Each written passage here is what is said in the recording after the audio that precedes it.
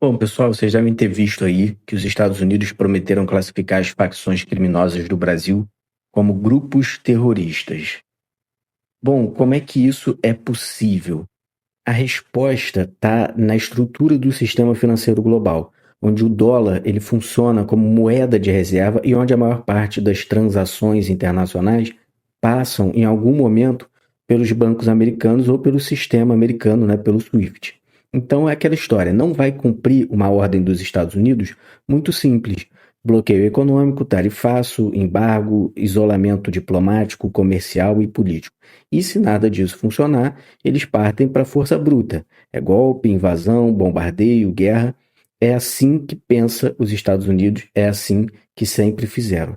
Mas, como vocês sabem, a política criminal internacional que classifica grupos como terroristas ou narcotraficantes é um pretexto da política externa historicamente intervencionista dos Estados Unidos. Isso vem desde 1823, lá da doutrina Monroe, passa pelo corolário Roosevelt no início do século XX, se expande durante os anos 30, depois na Guerra Fria, né? Principalmente através da Agência de Inteligência dos Estados Unidos, da CIA, que vai participar de vários atentados, boicotes, invasões, projetos de desestabilização da democracia em Cuba, Panamá, Nicarágua, Haiti, Guatemala, Brasil, Chile, Bolívia, Venezuela, México, Colômbia, etc, etc, etc.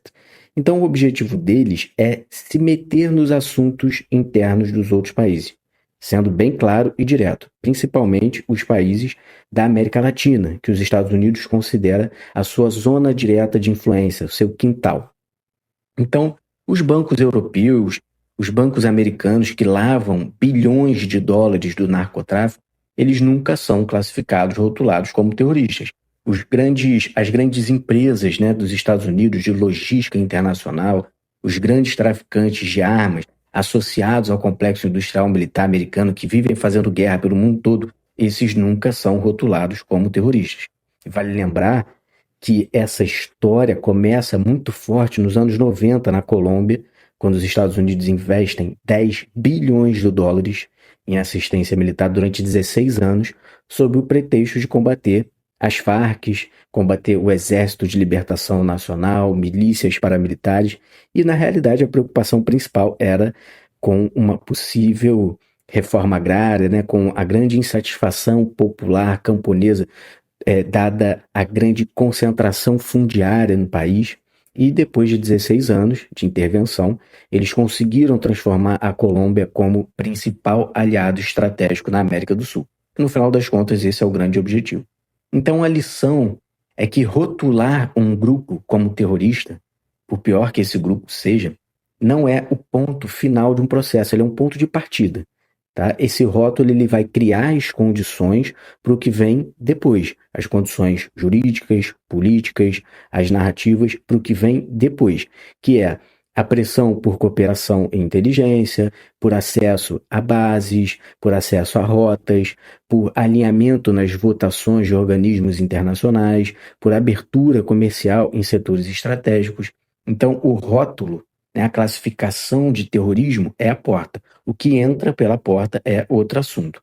E o Brasil, do Lula, ele adotou uma política externa de certa autonomia estratégica, né? Manteve ali relações comerciais com a China, não aderiu completamente às sanções contra alguns países, como por exemplo a Rússia, buscou fortalecer os BRICS, defendeu uma ordem multipolar, recusou o enquadramento americano para alguns temas como da Venezuela e de Cuba.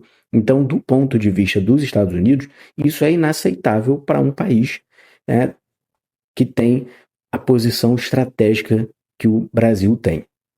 Um segundo ponto de interesse é o controle das rotas do narcotráfico no Atlântico Sul.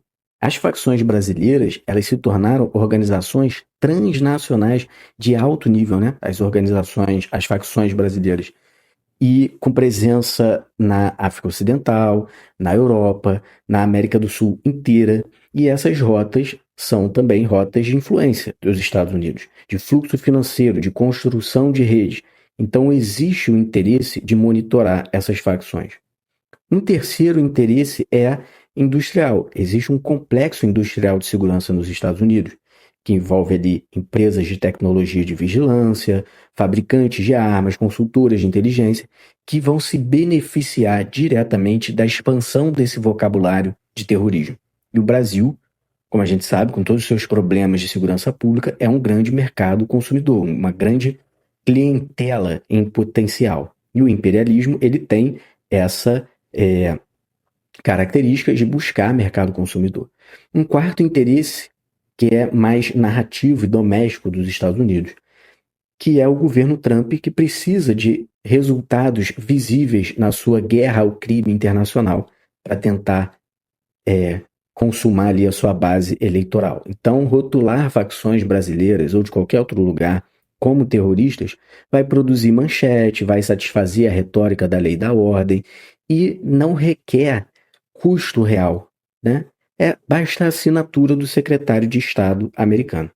E o que o Brasil pode fazer diante disso? O Brasil pode recusar a cooperação em investigações decorrentes, né, dessa classificação, ele pode proibir extradições baseadas nessa classificação, ele pode acionar mecanismos de controvérsia em fóruns multilaterais, mas a questão toda é a efetividade de todas essas medidas que depende de uma correlação de forças que historicamente desfavorece o Brasil. Quem manda no direito internacional é a lei do mais forte. O Brasil não tem como resistir de forma sustentada à pressão americana enquanto a nossa economia for dependente. Por isso a gente fala tanto em soberania, né, em autonomia. Enquanto a nossa economia for dependente do sistema financeiro dolarizado, enquanto a nossa política de segurança pública for incapaz de oferecer alternativas às comunidades, principalmente periféricas, que são governadas pelas facções, né? E enquanto também os setores da classe política entreguista de direita preferirem ir até a Casa Branca pedir intervenção estrangeira do que construir soluções internas. Bom, então agora a questão é a gente esperar para ver no que vai dar esse comunicado, né? Porque ficou aí agendado a inclusão até o dia 5 de junho. Vamos ver no que isso vai dar. Se você está assistindo aqui o vídeo pela primeira vez no meu canal, já aproveita para deixar o like, se inscrever, etc, etc.